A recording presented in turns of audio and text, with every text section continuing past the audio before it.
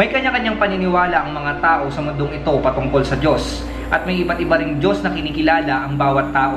Sa video na ito, titingnan natin ang iba't ibang paniniwala ng mga tao patungkol sa Diyos at ang kanilang mga pananampalataya. Simulan natin sa mga tao na naniniwala na maraming Diyos, at ang tawag dito ay polytheism. Ang polytheism nagsimula sa salitang Greek na ang ibig sabihin ng poly ay marami or many. At theism naman, ang ibig sabihin nito ay paniniwala sa Diyos. Ang mga taong ito ay sumasamba sa iba't ibang Diyos. Marami silang Diyos na kinikilala. Noong panahon na sinusulat ang Bible, panahon pa ni Abraham, or noong ancient time, ito ang pinakausong relihiyon na nabuo noon. Ang paniniwala ng polytheism, kapag nagustuhan nila yung Diyos mo, nakita nilang may kayang gawin ito at makapangyarihan, isasama nila ito sa kanilang Diyos. Idadagdag nila ito sa kanilang pinaniniwalaang Diyos at ito isasambahin nila. Hindi nila iiwan yung unang pinaniwalaan nilang Diyos. Ang gagawin lang nila kapag may nakita silang Diyos na makapangyarihan, isasama lang nila or idadagdag lang nila doon sa koleksyon nila ng Diyos. Ang paniniwala kasi nila, mas maraming Diyos, mas epektibo, mas malakas ang kapangyarihan at higit sa lahat, mas malaki ang chance na maligtas. Naniniwala rin sila na kapag maraming Diyos, mas malaki ang posibilidad sa mga himala. Iba't iba yung Diyos nila, meron silang Diyos at meron din silang mga Diyosa. Isang kilalang may paniniwalang ganito ay ang Greek at ang Roman mythology. May iba't iba silang Diyos, tulad na lamang ni Zeus, Apollo, Aphrodite, Poseidon, Hermes at marami pang iba. Sa katunayan, makikita natin sa Bible ang salitang Zeus at Hermes. Acts chapter 14 verse 12. Barnabas they called Zeus and Paul they called Hermes because he was the chief speaker. Sa panahon natin ngayon, meron pa rin relihiyon na naniniwala sa maraming Diyos at yan ang Hinduism. At meron silang 330 million na Diyos. Sa nabanggit kong paniniwala ng mga naniniwala na maraming Diyos, bagamat naniniwala sila na maraming Diyos, meron pa rin isang Diyos sa kanila na mataas, na nagrurule at mas makapangyarihan sa iba pang Diyos. Tulad na lamang sa Greek at Roman mythology. Si Zeus ang pinaka-ultimate God or siya yung pinakamataas or pinakamakapangyarihan sa iba pang mga Diyos. At si Brahma naman sa Hinduism. Taoism, Shainism, Japanese Shinto, Santeria, sila rin yung mga relihiyon na naniniwala sa maraming Diyos. Pangalawa, atheism. Kung sa polytheism, marami silang pinaniniwala ang Diyos, ang atheism, wala totally silang pinaniniwalaan na Diyos. Hindi na bago ang atheism sa panahon natin ngayon dahil 1000 BC pa lang nabanggit na ito ni Haring David. Psalm 14 verse 1, the fool says in his heart, there is no God. Merong 400 to 500 million na atheist sa buong mundo, na halos 7% ng population ng ating mundo. Merong iba't ibang klaseng atheist, at ang una dyan ang tinatawag nating traditional atheist. Ito yung mga tao na wala talagang pinaniniwala ang Diyos or kahit anong Diyos, as in totally walang Diyos. Pangalawa, mythological atheist. Naniniwala sila na may Diyos noon na nabuhay pero hindi na siya nag-e-exist ngayon. Wala na siya ngayon at hindi na siya epektibo. Pangatlo, dialectical atheist. Naniniwala sila na nabuhay ang Diyos sa pamamagitan ng incarnation ni Kristo. Pero siya ay namatay dahil sa pagkakapako sa krus at hindi na siya muling nabuhay. Kaya naniniwala sila hanggang ngayon na walang Diyos. At panghuli, practical atheist. Naniniwala naman sila na may Diyos. Pero dahil sa mga trahedya na nangyari sa buhay nila, dahil sa mga problema na pinagdadaanan nila at maraming tanong sa buhay, hindi na sila naniniwala sa Diyos. Yan ang iba't ibang klaseng atheist. Pangatlo, deism. Naniniwala naman sila na nag-e-exist ang Diyos, pero hindi na siya connected sa atin. Kumbaga, wala na siya ngayon dito. Naniniwala sila na ang Diyos ang clockmaker na bumuo ng orasan, at pagkatapos niya likhain ito, iniwan niya na lang ito at pinaubaya sa natural law. Sinasabi nila na ang Diyos at ang tao ay wala ng relasyon sa isa't isa, at iniwan na ng Diyos ang tao pagkatapos niyang likhain ang mundong ito or ang kalawakan na ito. Kumbaga parang sinasabi nila, pagkatapos likhain ng Diyos ang lahat, ang kalawakan at ang mundo, sinasabi niya na bahala na kayo. Ang paniniwala ng deism, ang Diyos ay walang pakialam sa mga tao. Di sila naniniwala sa mga miracle ng ating Diyos. Di rin sila naniniwala kay Kristo at sa kaligtasan na nagmumula sa ating Panginoong Hesukristo. Pangapat, pantheism. Nagmula ang salitang pan sa Greek na ang ibig sabihin ay all or lahat. At theism naman ay ang paniniwala sa Diyos. Halos magkamukha lang sila ng polytheism. Kaya lang sa polytheism kasi maraming Diyos. Pero dito, sa pantheism, lahat Diyos. As in lahat. Lahat ng nakikita, lahat ng nahahawakan, lahat ng nandito sa mundong ito at sa buong kalawakan ay Diyos. Kumbaga, ang puno ay Diyos, ang hayop ay Diyos, ang bato ay Diyos, ang kalangitan ay Diyos, ang araw ay Diyos, ang bituin ay Diyos. At higit sa lahat, ikaw mismo, naniniwala sila, ikaw ay Diyos. Yan ang paniniwala ng pantheism.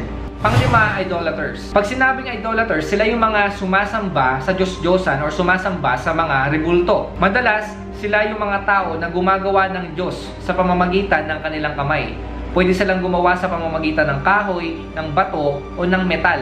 At ito ay luluhuran nila at sasambahin. Meron naman sinasamba nila ang nature at ginagawang Diyos. At tawag naman sa kanila ay mga animist. Nakukonsidera rin natin sila ng mga idolaters. Sa panahon natin ngayon, sabihin na natin, sige, hindi ka sumasamba sa rebulto or anumang imahe na ginawa ng kamay ng tao.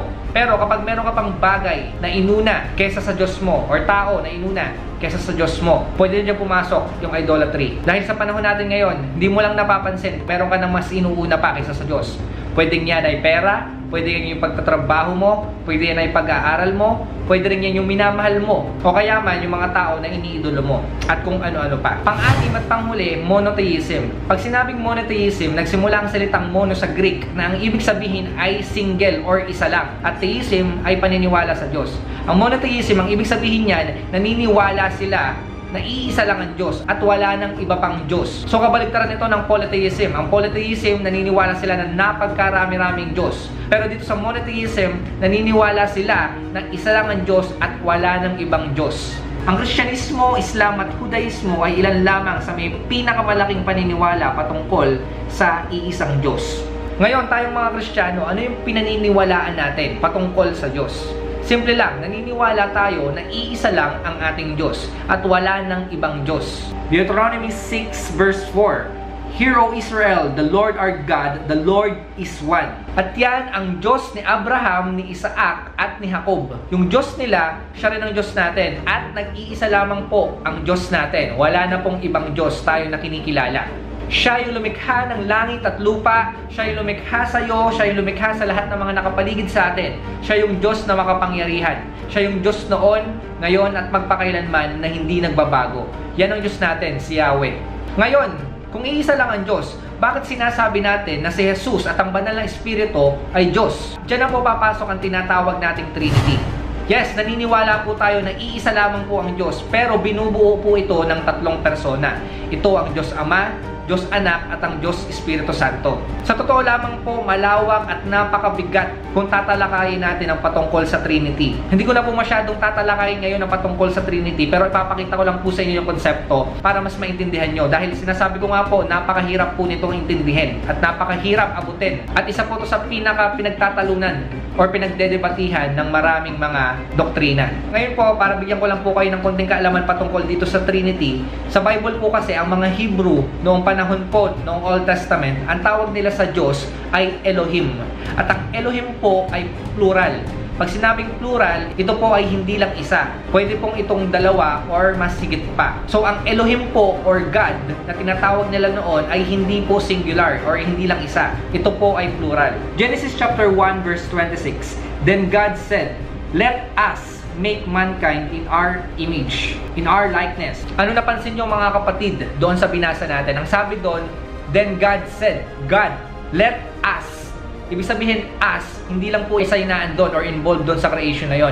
Ibig sabihin po, merong kasama. Let us make mankind in our. Ibig sabihin, tayo. So, ibig sabihin, mga kapatid, doon pa lang sa creation, makikita na natin na ang Panginoong Hesukristo at ang banal na Espiritu ay involved na or naandun na sa creation. Dahil sabi ko nga po sa inyo, ang ibig sabihin ng Elohim or God sa Hebrew ay plural. Ibig sabihin marami po, hindi lang po isa.